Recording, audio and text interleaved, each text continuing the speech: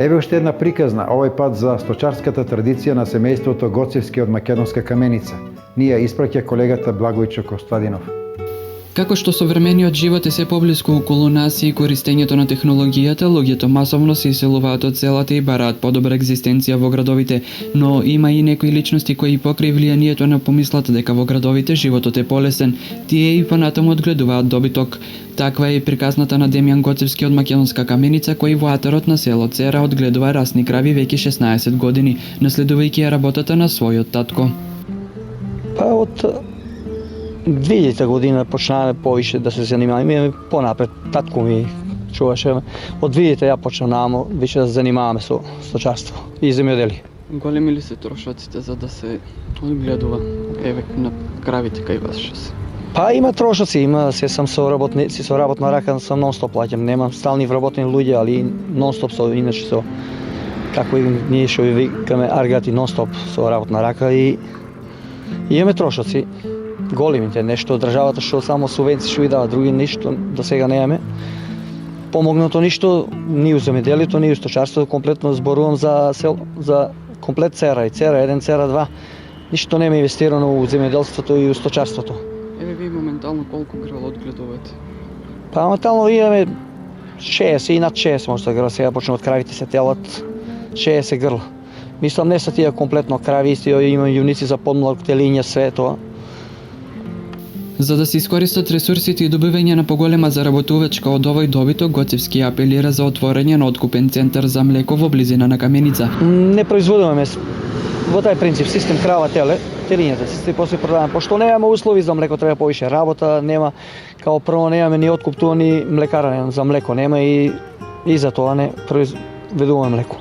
Еве овој последното прашање, дали е потребно овде во овој крај да се отвори еден откупен центар за млечните производи и млекото? Па треба да се отвори за млекото, да се отвори тоа да има и повише што чуваат сока, може да кажам дека конкретно во Македонска Каменица, цела Македонска Каменица, нашето село Цера 1 и Цера 2 највише имат сточарство и крави и овци.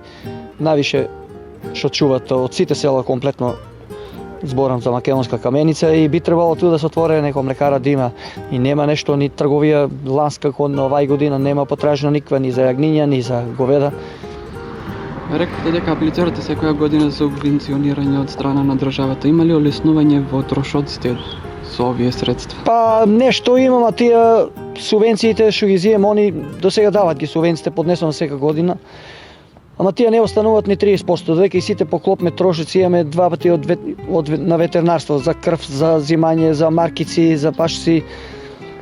Други работи, комај речци го, не остануваат ни 30% од тие пари што ги дават. Истам треба да има и они комплетно заедно, државата, општината, ветеринарство да се договорат, немаме никакви поволности ни од ветеринарството, нешто. Нон-стоп се од наша страна се раша. Околу исхраната, како се сногите со купувате храна? Па нешто произведувате органско? Нешто производиме, па комај речи се органско кај нас горе, нешто производиме, нешто и откупуваме до сега и на план сам да почнеме да производиме и органска храна, тоа на план сам ќе видим.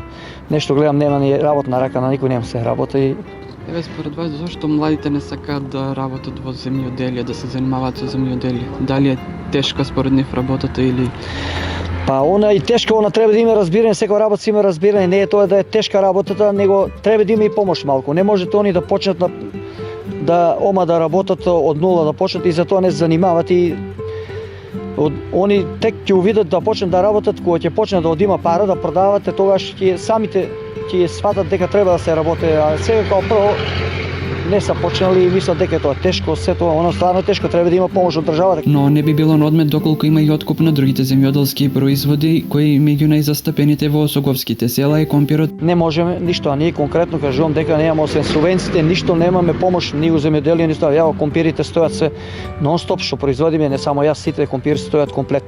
Зимаме 110 денара семенска роба кило компир, а сега ништо не го тражат, апсолутно никој не прашува, се комплет стоја компир.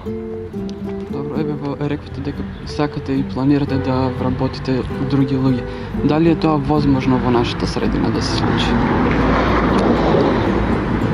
Па што знам, сега моментално немаме ни доволно инвестиции да вработуваме. Јас сакам вработувам пример, сега треба плюс осигурање, али нема доволно инвестиции, ја не може да се поклопам као стоката, што купувам храната без помош од државата, ако немаме, не можеме, као прво немаме ни направено ни до нивите, патишта нема, се треба да биде оспособено за стоката, дека горе лето и тераме у планина на паши и там не може да до нив да спадне дека се колибите и се на рака тоа и затоа народ почнаа да се повлачат, откажуваат се и да не чуват. Природните благодети околу Соговието изобилува со богати пазишта, планинска вода, земја полна со минерали. Ги има сите услови за чување на добиток, живина и одгледување на сите зеленчуци и овошја кои се погодни за овие климатски услови.